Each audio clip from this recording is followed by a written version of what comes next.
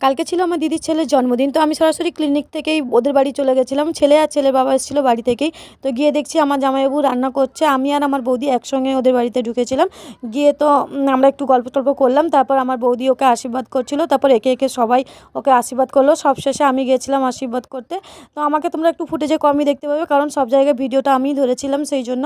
তারপরে কেকটা সাজিয়ে নেওয়া হলো, কেক সাজিয়ে নেওয়ার পর কেকটা কাটিং হলো।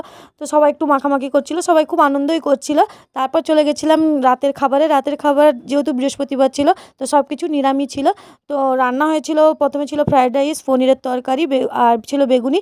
তারপর ছিল ভাত, আলু ভাজা, ডাল, পটলের তরকারি, কুমড়োর ঘন্ট, পায়েস, দই, মিষ্টি, পাঁপড় সব কিছুই ছিল। তো সব শেষে, খাওয়ার শেষে এবার ছিল বাড়ি যাওয়ার পালা। তো বাড়ি যাওয়ার আগে তোমাদেরকে একটা গিফট দেখাই। গিফটটা ছিল আমার দিদির ছেলে নয়, আমার দাদার ছেলে। আমার দাদা আজকে তার ছেলেকে এই বাইকটা গিফট করেছে। আমি এই বাইকটার নাম জানি না, তোমরা যদি কেউ জেনে থাকো তো কমেন্ট